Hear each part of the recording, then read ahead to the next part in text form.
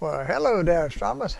We're going to be doing something a little interesting tonight.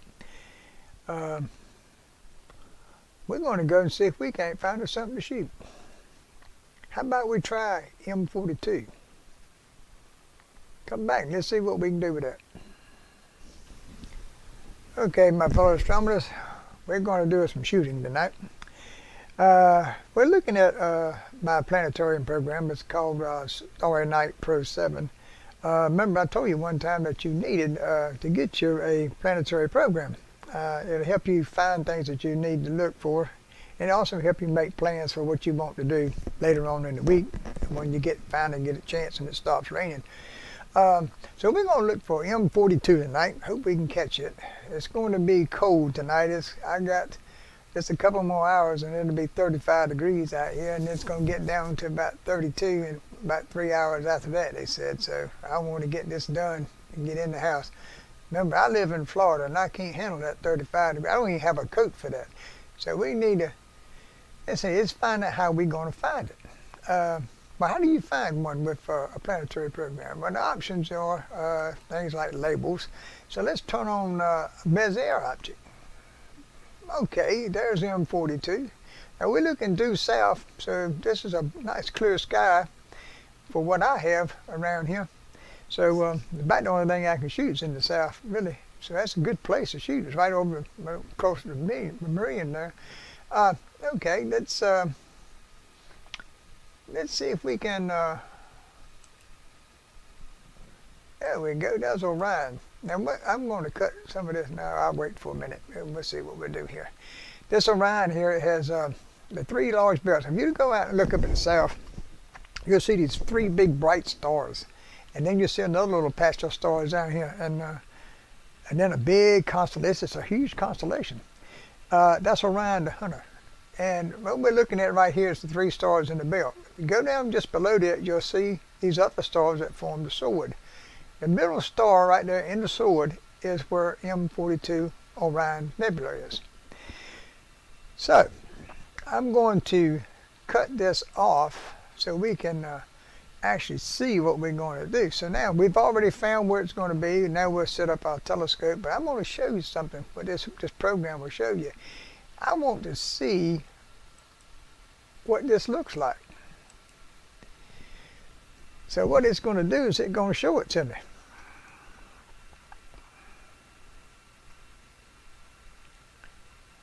That's what I'm after. There's Orion's Nebula. Tell you what, let's do.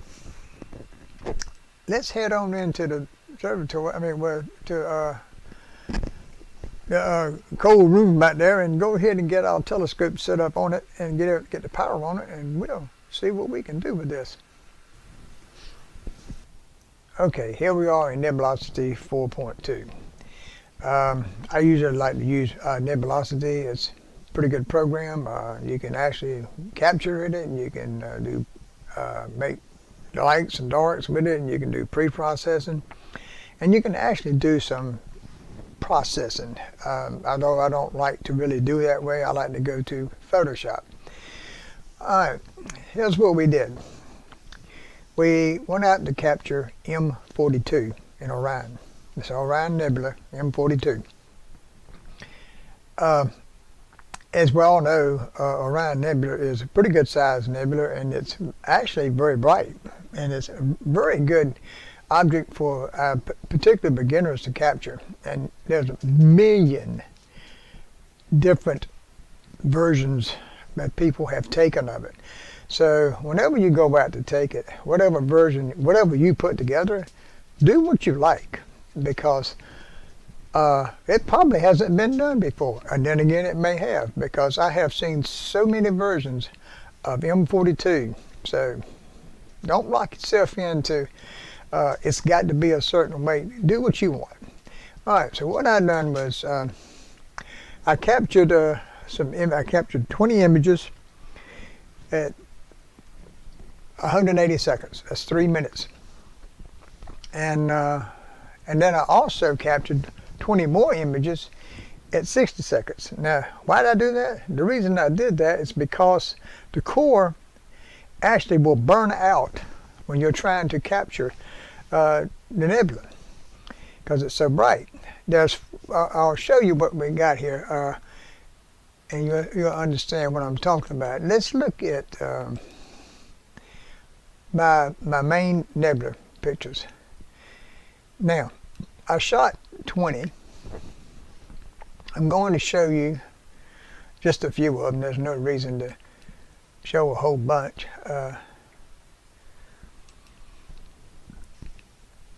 I'm going to reduce them down so you can see. Now, it's getting on down a little bit more, but I got it down to 25%. That way you can see the whole thing. Now, this is the Orion Nebula. You notice we got some pretty good stars here, and they're nice and round, and they're very bright. Notice there's no color. And the reason there is because these are the raw images. Now, if you remember on some of our other pictures, when we got raw images, there wasn't anything there that you could hardly see. So you see how bright this is. This is very bright. And the problem is, if you see right here, this is called, these 4 stars right here, you count them as 4 nice good sized stars, about like that size. And they're called the trapezium, and they're very bright. They are what lights up this entire nebula, as you'll see shortly. Now, what we do in nebulosity is, this like I said, this is 1 frame of 20. So that's the raw image. Now we're going to have to stack these, and what will happen is we'll put all these into nebulosity, all 20 of them, and we'll run them, and we'll be adding our darts, our flats, and so what will happen is our nebulosity will do all the align and combine and all the calibration, the final pre-processing, and then they'll do a deburring, which will turn it into color. So, and then it will give us 1 image, which will be a compiled image of all 20. So let's see what that's going to look like, and it'll be what we send over to Photoshop. Yeah, you're right. That's what I do. I like to do my final process in Photoshop. Now, this is going to be our image that we send over right here.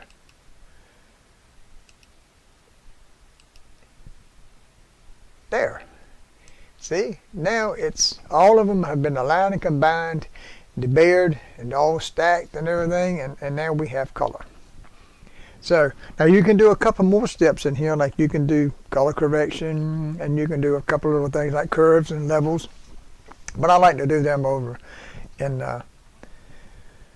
Photoshop. There's one thing we did do is we went ahead and did a crop on the outside edge to get rid of it, because during all the stacking process, now this one has already been done, during all the stacking process, what happens is there will be a skew. So it'll line up all these stars, and so there'll be a little line here, and it's all caused by the stacking process. All you need to do is just do a cutoff for that and be done with it.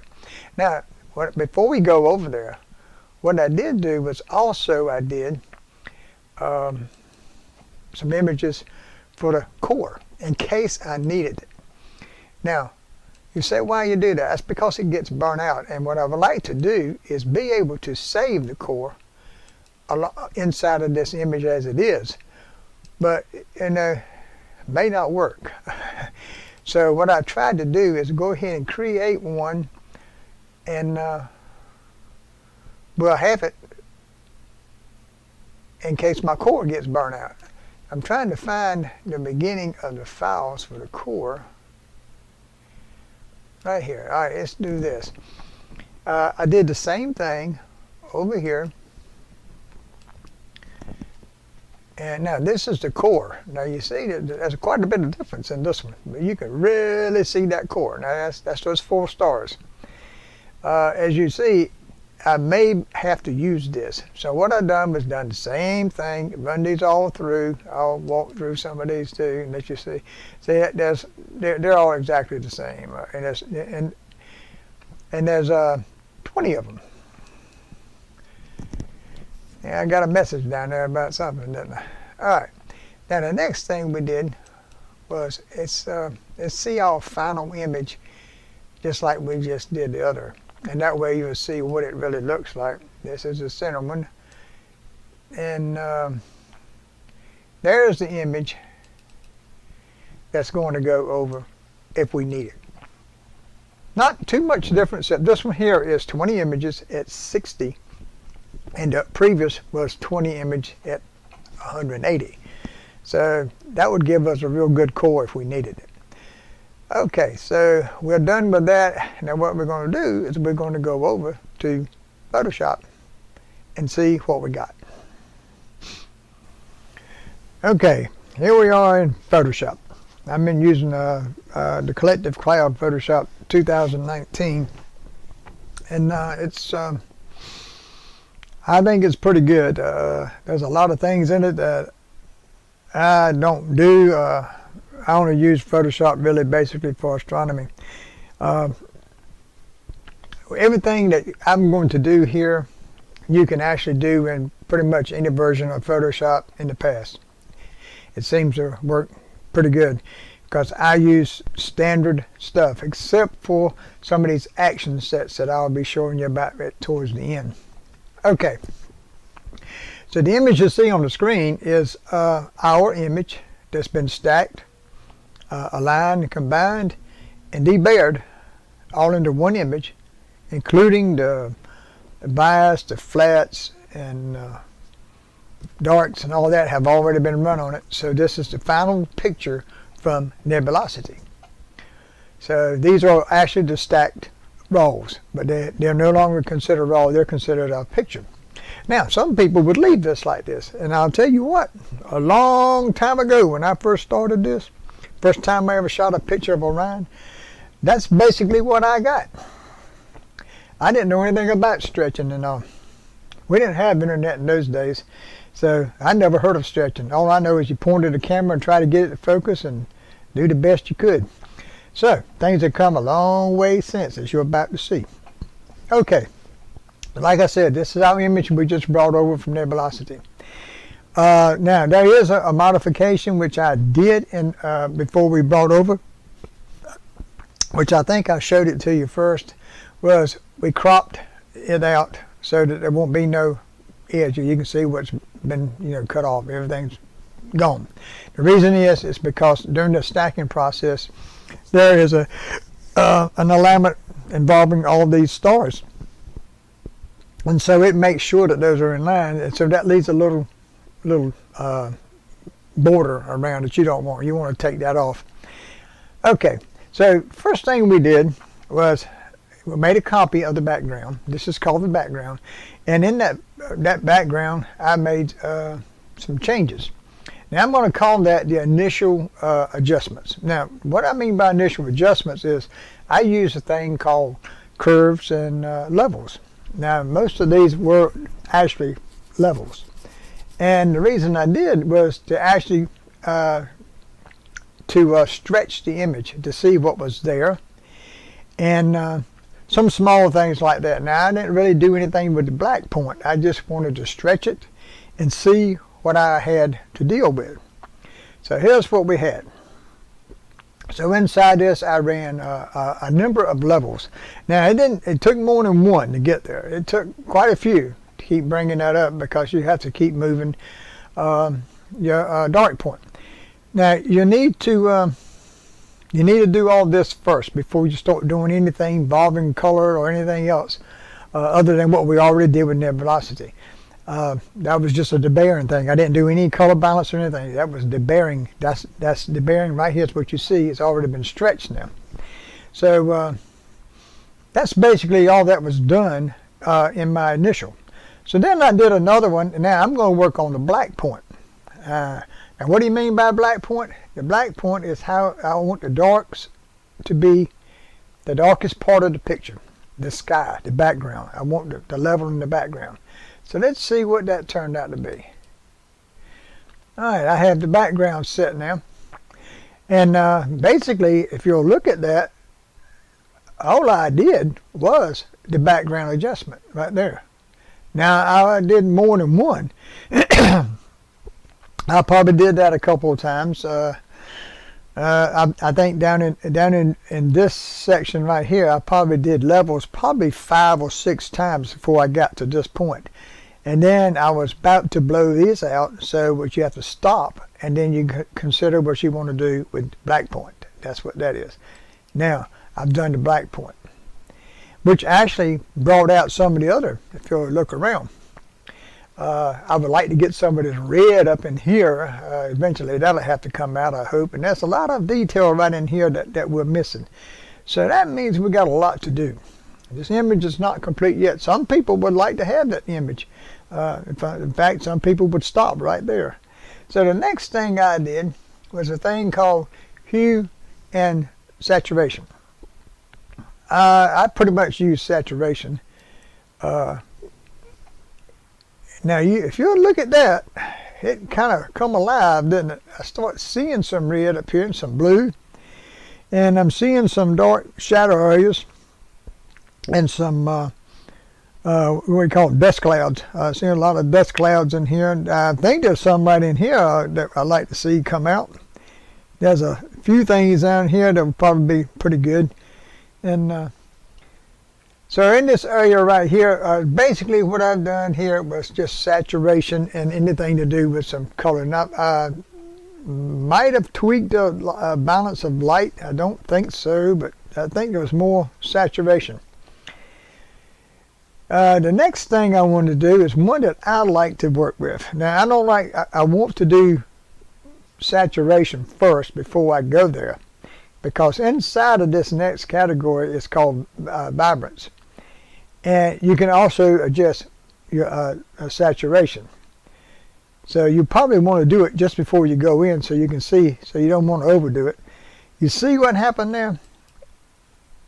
It's just a subtle move. See, I've already done, the colors already come out because I did some saturation. But watch in here and watch right up in here. It come alive there. Cut it off. The blue sparked, the red sparked. The reds is the one I'm really concerned with right now. Notice that when it popped in there, it showed us some detail down in there. Okay, the next thing I did was contrast. People said, well, vibrance does lights and darks is for contrast. Not necessarily. The darks that we set are for this, and the other comes out as gravy. Well, when I set darks, when I'm setting the dark, I'm setting my background. When I'm doing contrast, that's my overall image that I'm concerned with. Alright, it kind of brought it, picked it up a little bit, kicked it out. So I use, now when you're doing contrast, you can also do some brightness, so you can do a lot of things at the same time. Let's pop that again so we can see what that looked like. It's coming alive up there now. And I'm seeing some stuff popping up in here a little bit. I love this. I've always liked this. I used to, when I was young and trying to do this, I never could get this. Not with my stuff. My cameras I always had never would bring that out. I don't understand why, but that's the way it was. The next thing I did was a fine tune. Now, I don't know if you saw that. If you'll look real hard, you'll see fine tune trained a little bit in these areas, mostly in the cloud areas is where it actually was where I was after, because the other areas we'll deal with later. I was trying to get, if you look at this, I want this to look 3D. There's darks in there, and there's this light cloud in front of you is what, to me, what it looks like. So I wanted that to spark. So I'll pop that again. So I got that off. If you look real hard at it, you'll see it actually comes on. It's a little bit subtle. I don't like major changes at one time. That's why you see a long stack of these. Now, I did contrast already, but there's another thing called local contrast, and this is where I'm starting to do these. This is Neil Carbone's Astronomy tools for Windows. for Photoshop. You can put them in Photoshop and some other programs. They'll go in. You can get the versions for them.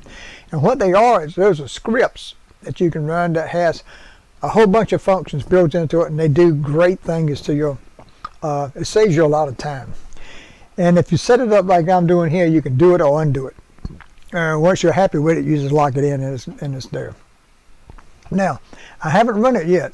Now, this picture right here, I would probably, actually, I like it. I don't see anything wrong with it. But let's watch what this here does. Did you see it? We'll cut it off. Detail just popped in like crazy. That's what local contrast will do. Alright, I see stars that are popping out more vigorously.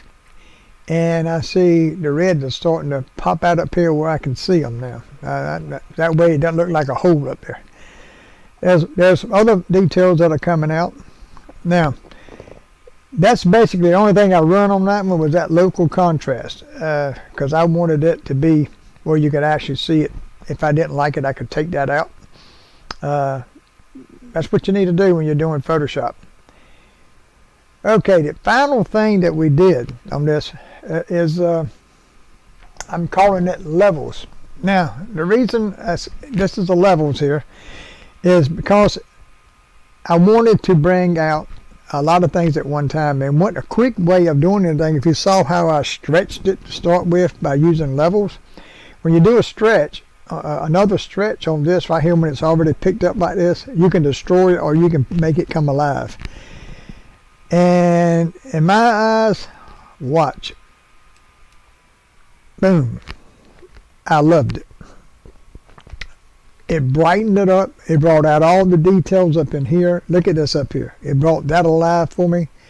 Man, that just made my day. Look at the dust clouds coming up in here now. See here? This one's here. You can see it now. Look at all this. This is what I like. I'm going to cut that back off. This is something you need to save. The last two things that I did, I'm going to back them off. The last two things that I did was I run a local contrast from Components Tool things, which gave me some detail. And then when I ran the final levels I went on it, some people say, well, you probably shouldn't have run that. You know what?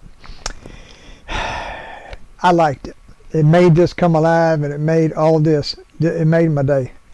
I wouldn't tweak this no more. There's some things that you can do it, but I wouldn't tweak it myself for my liking any more than what it is right now. The only thing I would do is make a smaller version of this, either with a focal reducer or a smaller scope. That way I can get the whole thing, because remember, this goes way on out there. It's kind of huge.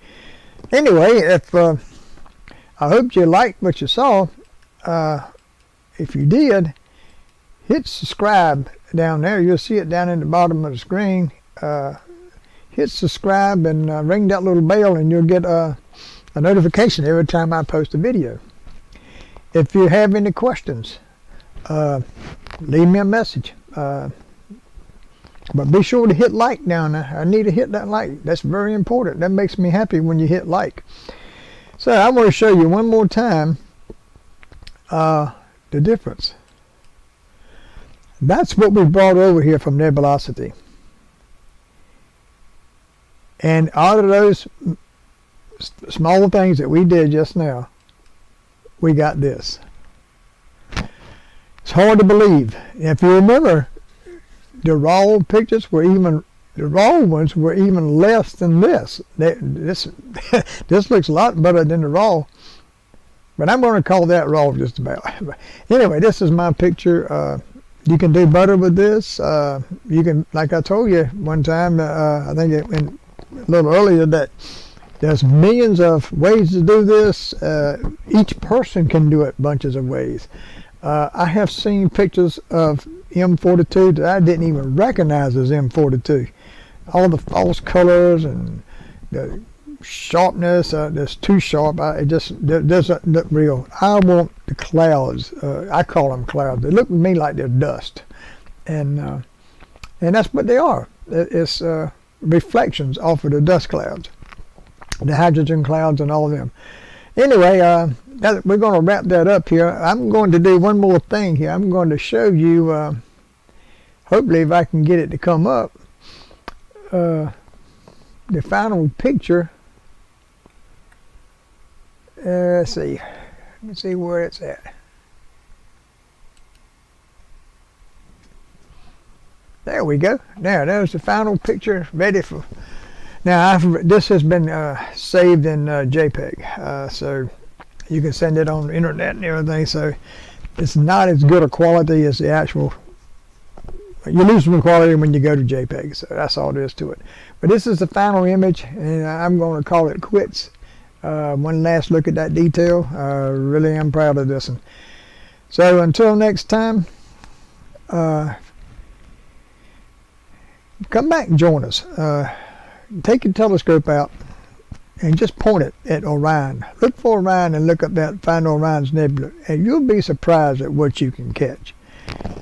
Give it a shot. You don't even have to have Photoshop to actually do it. You can, whatever program you capture it with, you can do some things with it. So until next time, keep looking up.